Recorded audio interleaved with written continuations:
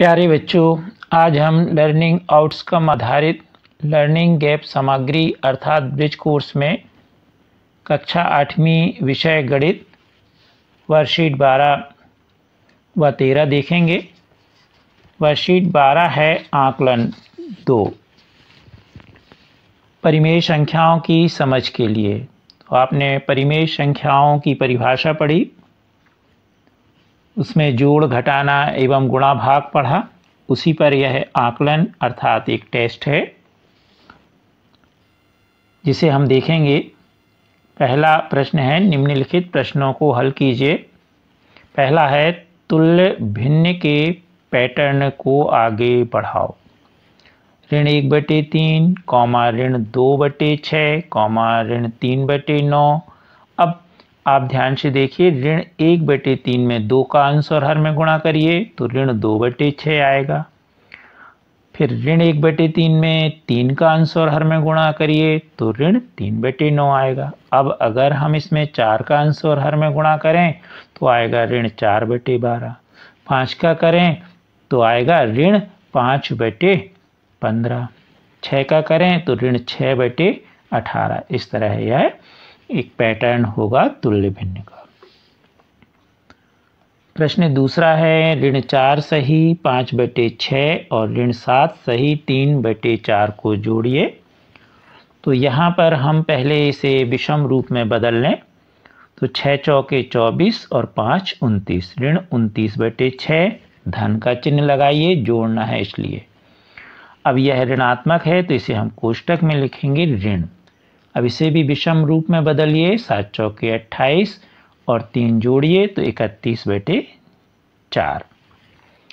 अब 6 और 4 का लघुत्तम ले लीजिए। लघुत्तम आप सबसे बनता है, तो 6 और 4 का जब आप लघुत्तम लेंगे तो आएगा 12।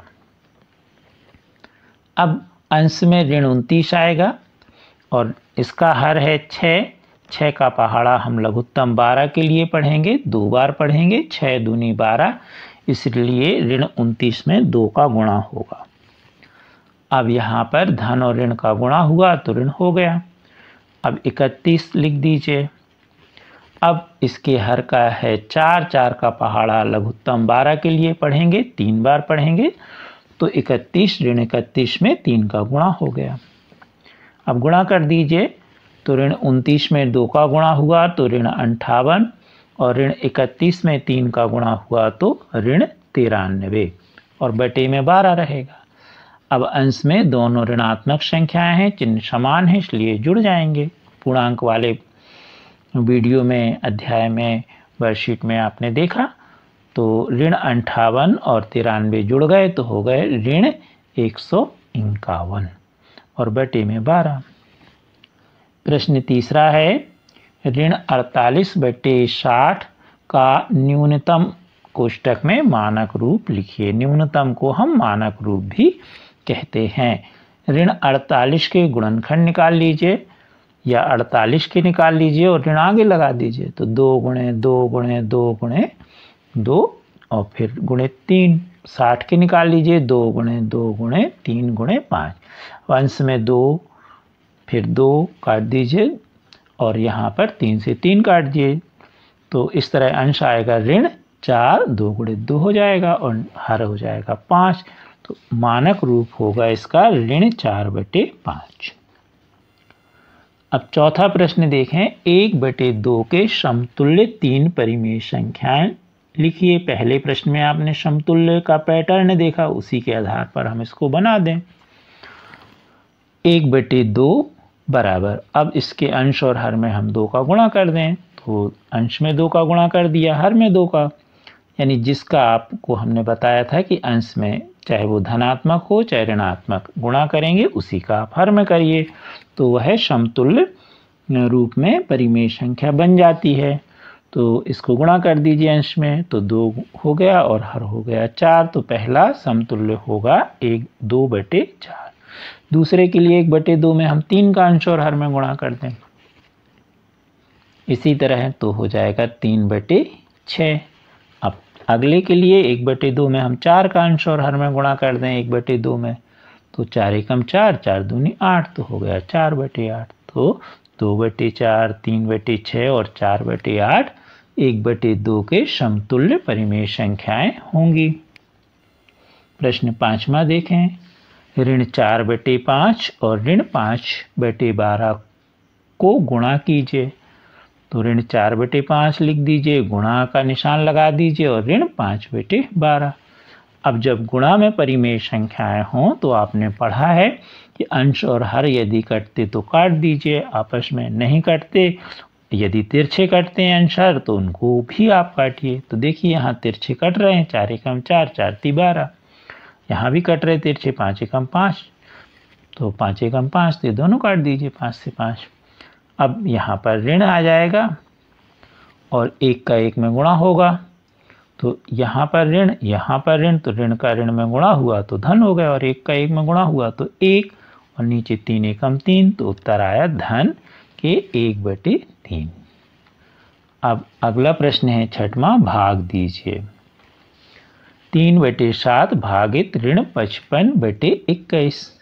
अब आप जानते हैं कि जब हम परिमेय संख्या या भिन्न में भाग के निशान को गुणा में बदलते हैं तो उसके बाद वाली परिमेय संख्या पलट जाती है। तो इसको पलट के लिख दीजिए, 3/7 गुणे 21/55।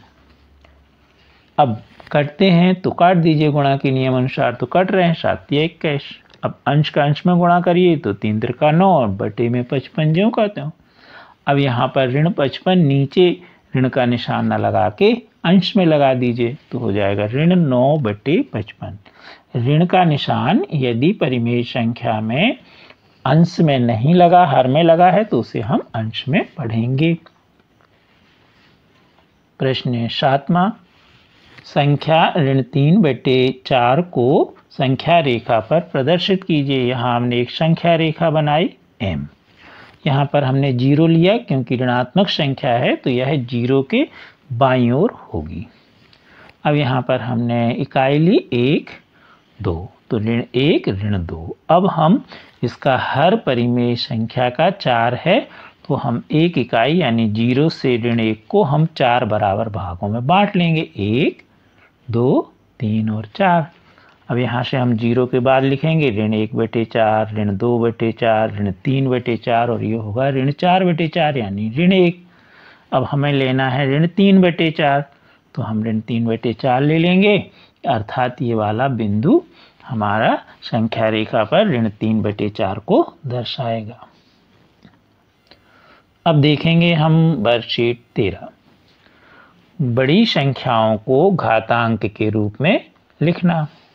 जब बहुत बड़ी संख्या होती है तो उसे हम घातांक के रूप में लिख सकते हैं।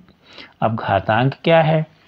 बड़ी संख्या को घातांकों का प्रयोग करके संक्षिप्त रूप में लिख सकते हैं, जिससे इन संख्याओं को सरलता से पढ़ा, समझा और तुलना की जा सके। यहाँ पे एक उदाहरण दिया है, a गुणे a गुणे a गुणे a।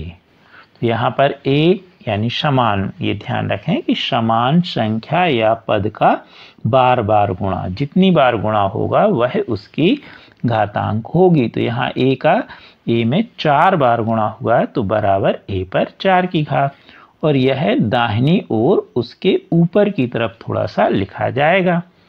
तो यहाँ पर लिखा है कि यह 4 घातांक है और ये आधार है। तो ये यहाँ पर इस तरह से हम इसे आधार और इसे घात पढ़ेंगे।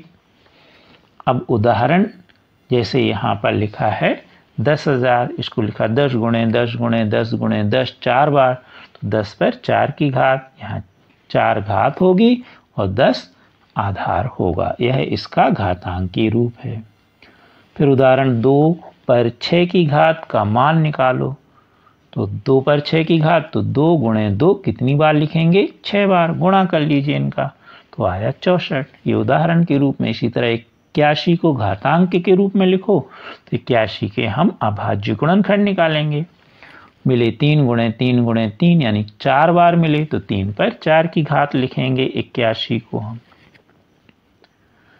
648 को हम घातांक के रूप में लिखें तो 648 के गुणनखंड निकाल लीजिए, 2 गुणे 2 गुणे 2 3 बार और 3 गुणे 3 गुणे 3 4 बार। अब इसमें यहाँ पर आपने लिख लिया। अब 2 पर 3 की घात गुणे 3 पर 4 की घात। यह कहलाएगा 648 का घातांकी रूप। अब हम सवाल देखें, प्रयास कीजिए। पहला सवाल, मान ज्ञात कीजिए में 4 पर 3 की घात, तो हम इसे लिखेंगे 4 गुणे 4 गुणे 4, 3 बार, जितनी घात है उतनी बार हमने लिख दिया, गुणा कर लिया, तो कितना आ गया 64। आप रफ में गुणा करके देख लीजिए। 8 पे 2 की घात, तो 8 को क्या लिखेंगे 2 बार, 8 गुणे 8 गुणा के रूप में, तो आया 64।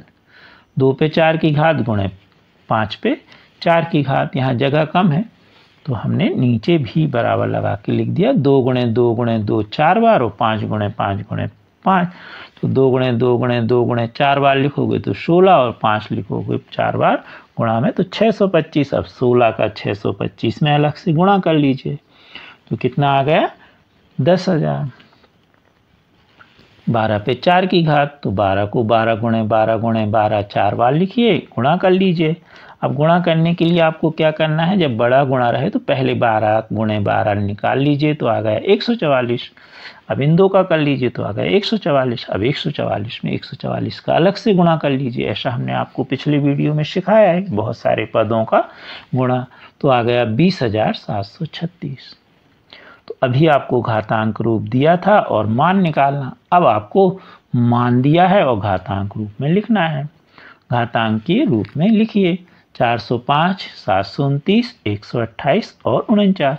पहले हम 405 के गुणनखंड निकालेंगे अभाज्य, 729 के, 128 के और 49 के। यहाँ जगह नहीं है तो हमने ऊपर निकाल दिए हैं। तो पहले हम देखें 405 के गुणनखंड, तो आए 3 गुणे 3 गुणे 3 गुणे 3 गुणे 5।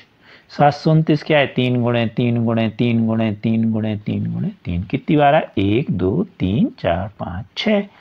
तीसरे में देखें 128 के गुणनखंड निकालें, 2 गुणे 2 गुणे 2, कितनी बार आए 1 2 3 4 5 6 7 बार 2 का गुणा होगा।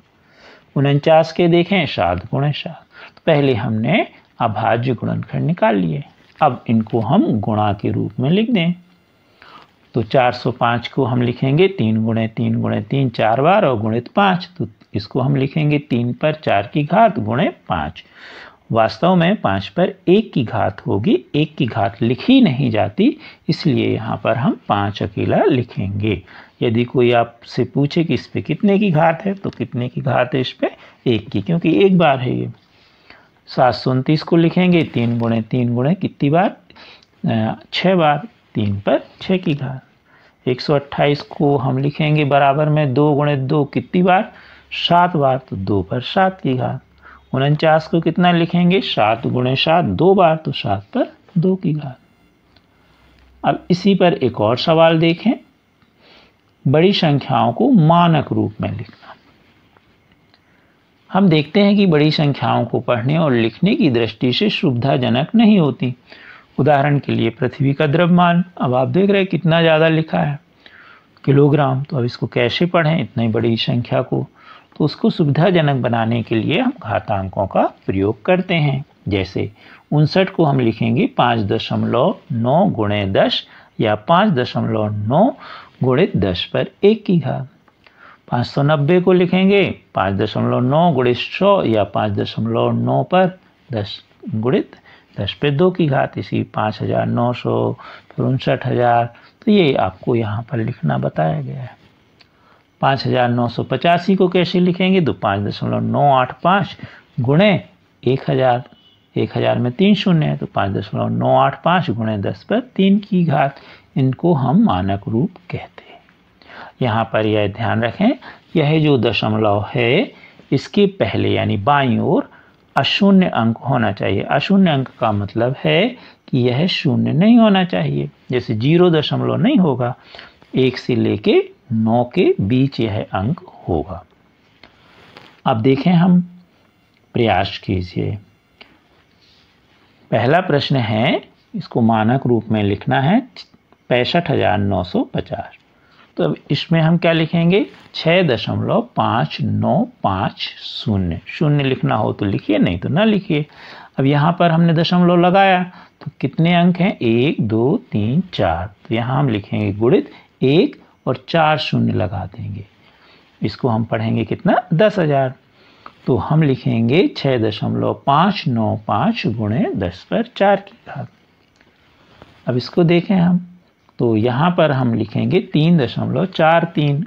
अब दशमलव यहाँ लगाया और दशमलव के पहले कितने अंक, बाद में कितने अंक हैं, 1 2 3 4 5 6, तो यहाँ पर गुणित 1 के बाद 6 शून्य लगा देंगे।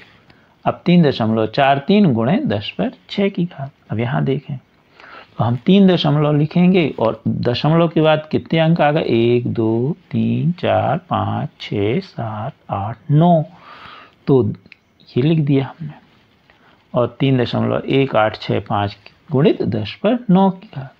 अब यहाँ पर 3.0 लिखेंगे या हम 3 अकेला भी लिख सकते हैं, तो चाहे आप 3.0 लिखो या 3 लिखो। अब दशमलव के बाद ये 000 कितने हैं, ये 20 हैं, तो 3 गुणे 10⁻20 की घात। अब यहाँ देखें, यहाँ पहले से दशमलव लगा, इनमें दशमलव नहीं लगा था, तो हमने एक अंक के बाद बाईं ओर से एक अंक के बाद दशमलव लगा दिया। अब यहाँ दशमलव तो लगा है, तब क्या करें, क्योंकि एक अंक के बाद दशमलव होना चाहिए, यहाँ 4 अंक के बाद दशमलव है, तो इस दशमलव को हम यहाँ ले जाएं एक अंक के बाद। तो अगर यहाँ ले जाएंगे तो पढ़ेंगे 3.90878। अब दशमलव यहाँ था और यहाँ चला गया, कितने अंक आगे गया आपके बाईं ओर, 1 2 3, तो हम लिखेंगे गुणित 1000। क्लियर हो रही बात। दशमलव कितने अंक ले गए हम, एक अंक के बाद दाहिनी ओर से हम बाईं ओर ले जा रहे हैं दशमलव को। और ये जो 3 है यहाँ, तो कितने अंक ले गए, 1 2 3, इसलिए यहाँ 1000। मान लो 2 अंक ले जाते किसी सवाल में, तो यहाँ 100। कितने अंक आप ले जाएं, तो 3.9087 गुणे 10⁻3 की घात। तो इस तरह से हम इसके जो भी सवाल आपको दिए गए हैं, हम इस तरह से बड़ी संख्या को दशमलव और उसके घात के रूप में, मानक रूप में व्यक्त कर सकते हैं। आप हमारे चैनल को सब्सक्राइब, शेयर